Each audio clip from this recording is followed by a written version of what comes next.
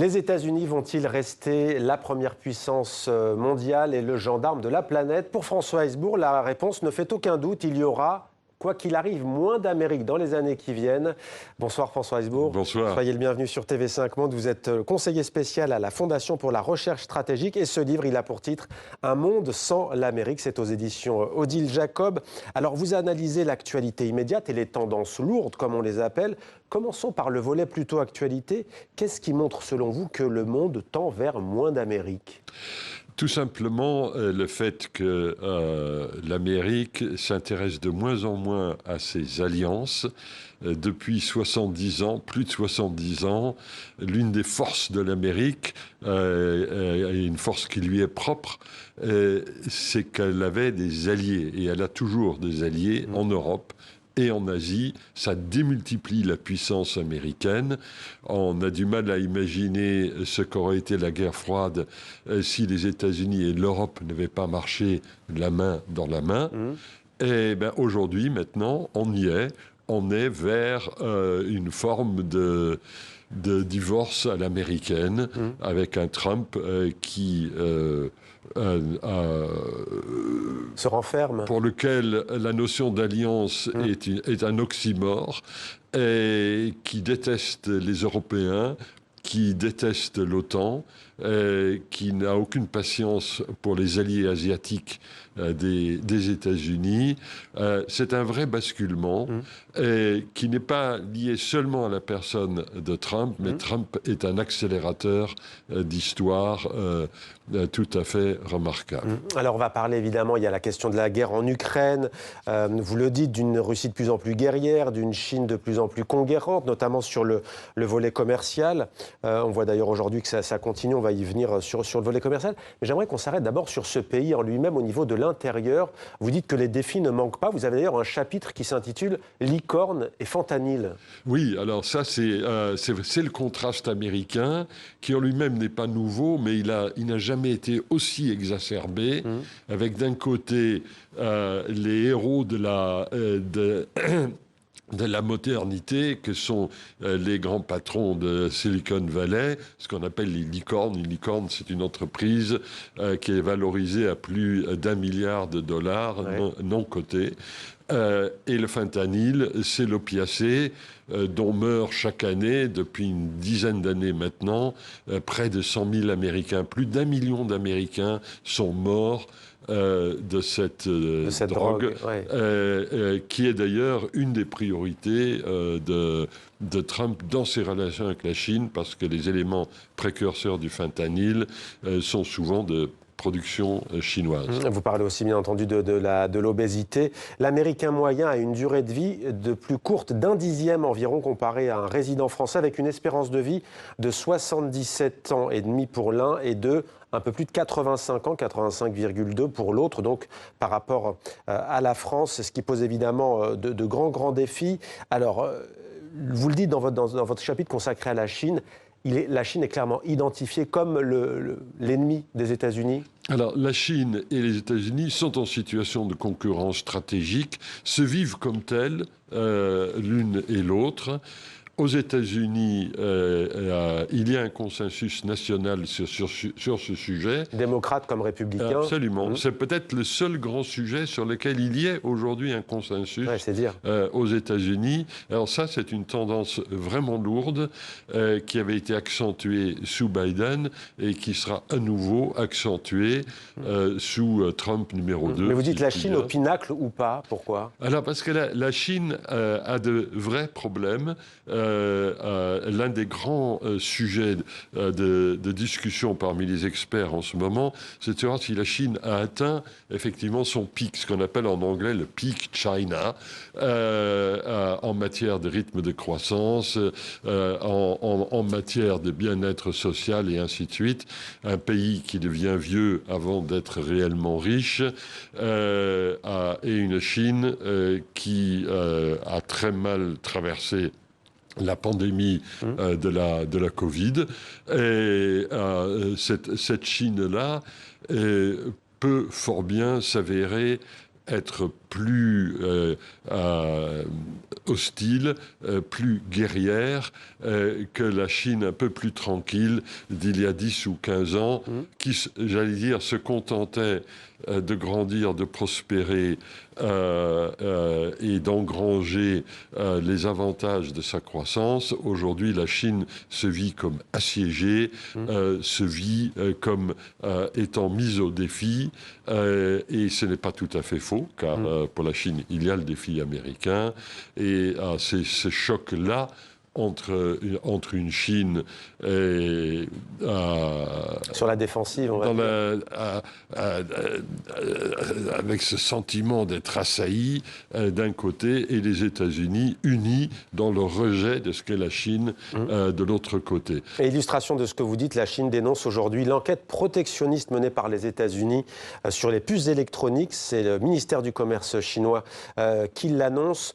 La nature, on le dit, François Heisbourg, on le sait, a horreur du vide. Moins d'Amérique, ça veut dire plus de quoi ? Ça veut dire d'abord plus de Chine, ça clairement, ça on le voit, et pas forcément en bien. On le voit dans le domaine commercial, ça j'allais dire, c'est encore quelque part ce que la Chine peut offrir de mieux, même si ça détruit des emplois chez nous. Il est vrai que les voitures électriques chinoises contribuent à la lutte contre le réchauffement climatique.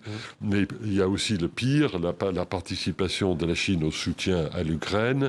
La Chine, dont les navires paraissent avoir une propension curieuse de découpage des câbles sous-marins en mer Baltique en ce moment, qui refusent de se laisser inspecter lorsqu'ils sont pris la main dans le sac. La Suède annonce en effet aujourd'hui que la Chine lui a refusé de pouvoir enquêter sur l'un des cargos. Ouais. Absolument, et le cargo est reparti, sans doute pour aller couper de nouveaux câbles. Et ça, c'est la guerre de quoi? Ça coupe les câbles de la communication? C'est la guerre de la communication, c'est la guerre des infrastructures de l'information. C'est quelque chose de grave. Hein. C'est pas du tout quelque chose de bénin. C'est quand même là-dessus que repose aujourd'hui, pour l'essentiel, les transferts de données nécessaires à l'économie moderne, et notamment à tout ce qui relève des activités en ligne. La Chine, mais quel est votre avis sur ce qu'on appelle aussi, parce que vous en parlez aussi de l'ONU, de cet ordre mondial hérité de 1945, de l'après-Seconde Guerre mondiale. Est-ce que vous croyez à cette notion de Sud global qui a soif de plus de justice, d'une réforme du Conseil de sécurité de l'ONU, par exemple? Vous évoquez ces questions. Alors, le Sud global, en tant qu'élément structurant d'un nouvel ordre international, je n'y crois pas. Ce n'est pas la Chine qui va autoriser l'Inde à devenir membre du Conseil de sécurité, ou qui va autoriser le Brésil à devenir membre du Conseil de sécurité. On pourra attendre longtemps que les Chinois autorisent une réforme de l'ONU qui soit aux couleurs du Sud global. À l'inverse, il est un fait que le récit occidental de l'ordre international est un récit qui provoque énormément d'impatience dans beaucoup d'États du Sud, et il récuse, parfois à raison, un récit qui fait la part trop belle à des pays qui n'ont peut-être pas toujours prêté suffisamment d'attention au terme des échanges internationaux avec les pays du Sud. Mais croire que la Chine ou la Russie font partie du Sud global, c'est totalement absurde. Ce sont deux pays qui, parmi d'autres, mais encore plus que d'autres, vont absolument s'accrocher aux éléments de pouvoir que leur confère. Même s'il y a les BRICS, mais là on est beaucoup plus sur une question économique, comme vous le dites, que sur une question effectivement, et c'est différent. L'Europe, comment l'Europe peut-elle se préparer à ce monde post-américain, elle qui vit, vous le rappelez, sous parapluie américain d'un point de vue sécuritaire depuis plus de 80 ans? Le général de Gaulle voulait une Europe souveraine capable d'assurer sa défense même sans les États-Unis. La réponse honnête, c'est qu'on ne pourra le faire qu'avec les plus grandes difficultés.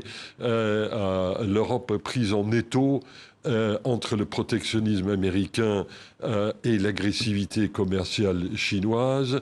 Nous sommes pris en étau entre les ambitions militaires, idéologiques d'une Russie conquérante au sens le plus littéral du terme, et les États-Unis qui semblent vouloir nous tourner le dos tout en essayant d'extraire un maximum de richesses de l'Europe dans le cadre de ce qu'on appelle le partage du fardeau. Les États-Unis, peut-être qu'ils continueront à nous défendre, mais il va falloir payer, et payer beaucoup plus cher. C'est ça le message de M. Trump, quand il n'est pas en train d'expliquer qu'il faut que les Danois leur vendent le Groenland. Ça, c'est la dernière sortie de M. Trump aujourd'hui. Il avait déjà essayé une première fois lors de son premier mandat. Là, il est visiblement en train de recommencer. Donc ça ne s'annonce pas très bien pour l'Europe. Ça ne s'annonce vraiment pas bien pour l'Europe. Il faut quand même qu'on se mette vraiment dans la tête et qu'on est face à un défi qui est hors norme par rapport à ce qu'on a connu même pendant la guerre froide. Au moins pendant la guerre froide, il y avait une relative unité d'action face à la menace soviétique. Là, aujourd'hui, on n'a pas beaucoup d'amis et on a vraiment beaucoup le mot challenger serait un mot trop gentil. De concurrents ou plus que challenger. Vous parlez du changement climatique, de l'intelligence artificielle dans ce livre aussi. J'aimerais vous entendre aussi par rapport à une des régions sur laquelle l'Amérique a longtemps régné. Que change le renversement de Bachar al-Assad en Syrie pour les États-Unis? On voit qu'il y a l'émergence d'acteurs du Golfe, notamment le Qatar, de la Turquie aussi également. Donald Trump a dit récemment, ce n'est pas notre affaire, de toute façon nous avons 80% du pétrole dans les zones kurdes, il me semble, du nord-ouest du pays. Le plan américain, le grand plan américain pour le Moyen-Orient, qu'en reste-t-il?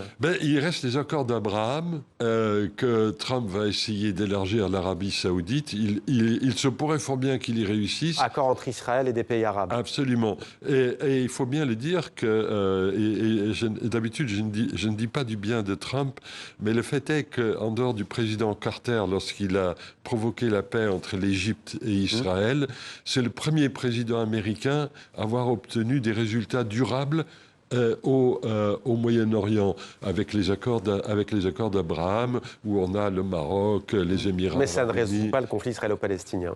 Oui, mais les Palestiniens, lui, c'est pas son problème.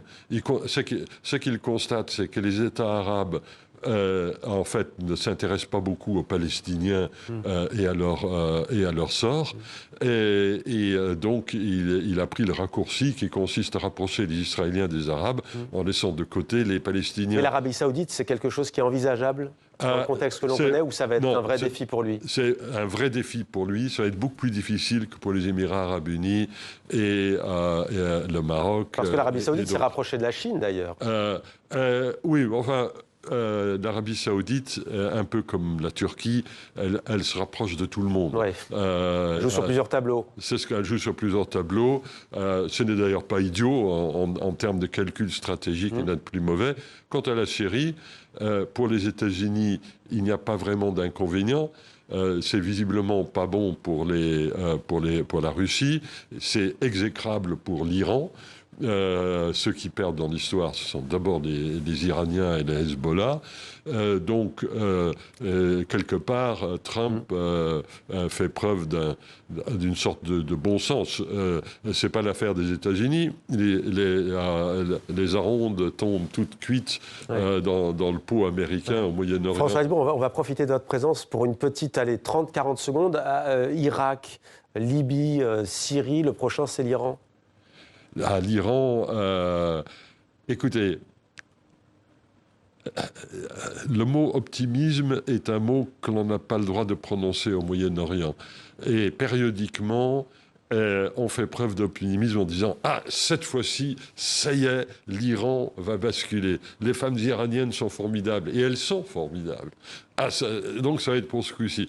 Une élection présidentielle. Elle est truquée. Il y a des millions de personnes dans la rue. Ça, c'était en 2009. Le printemps vert. Le printemps vert et ainsi de suite. Malheureusement, le régime iranien, en interne, a beaucoup de résilience. Et j'aimerais bien pouvoir dire, oui, les femmes vont obtenir gain de cause. Malheureusement, on a été trop déçus dans le passé pour fonder une politique sur un tel espoir. Merci beaucoup François Hesbourg. Un monde sans l'Amérique, c'est aux éditions Odile Jacob. Merci beaucoup pour votre éclairage ce soir sur TV5 Monde.